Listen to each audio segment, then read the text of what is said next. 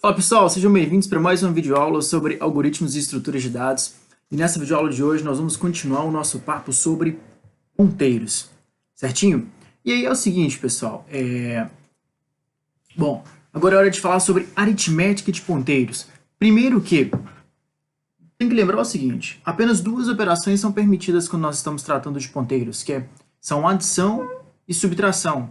E ainda mais importante que isso, pessoal, vocês têm que lembrar que nós estamos falando de endereços de memória, tá bom?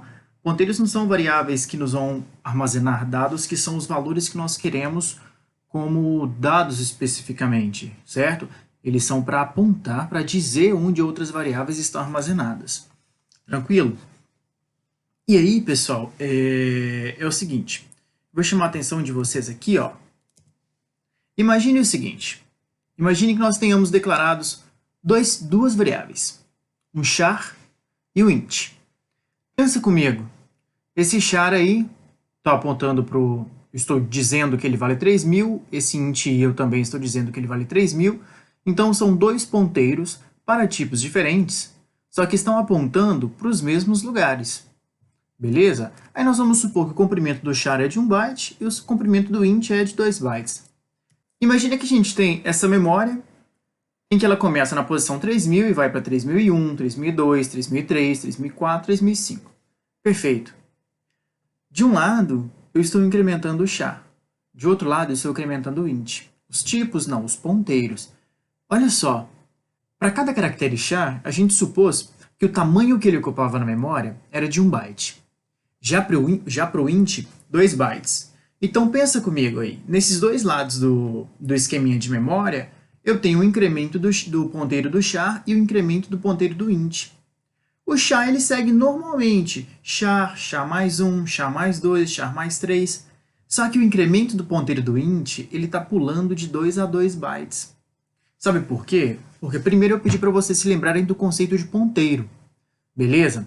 E aí ponteiro é uma variável que aponta para um endereço de memória, então ele guarda um endereço de memória. Só que ele guarda o endereço de memória para uma variável daquele tipo, entendeu? E aí é o seguinte, se ele guarda uma variável, o endereço de variável int, ele está guardando o endereço de uma variável que ocupa 2 bytes.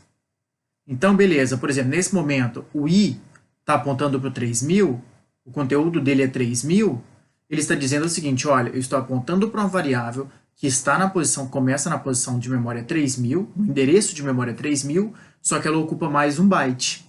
Então, o próximo endereço que eu posso apontar como ponteiro de inteiro é o 3.000, 3.001, 3.002, certo? Que são 2 bytes depois. E é assim que o incremento se dá.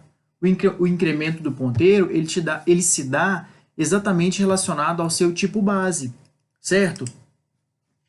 Cada vez que um ponteiro é incrementado, ele aponta para a posição de memória do próximo elemento do seu tipo base. Cada vez que ele é decrementado do mesmo jeito, ele aponta para a posição do elemento anterior. É a mesma coisa, ele é incrementado em 2, decrementado em 2. Se for um tipo de 4 bytes, ele vai ser incrementado em 4, decrementado em 4. Beleza? Aí tem um trechinho de um livro que eu quero ler aqui para vocês, que é o seguinte. Isso ocorre porque os ponteiros são incrementados e decrementados relativamente ao tamanho do tipo base, de forma que ele sempre aponta para o próximo elemento. De maneira mais geral, toda a aritmética de ponteiros é feita relativamente ao tipo base do ponteiro, para que ele sempre aponte para o elemento do tipo base apropriado. Ou seja, tamanho do char é 1, o ponteiro do char vai ser incrementado de 1 em 1. Tamanho do int é 2, ponteiro do int vai ser incrementado de 2 em 2. Tamanho do int é 3, ponteiro do int vai ser incrementado de 3 em 3, e assim sucessivamente, certo? E isso dependendo de cada tipo. Então, no próximo vídeo, a gente tem um código para poder dar esse exemplo. Até a próxima videoaula.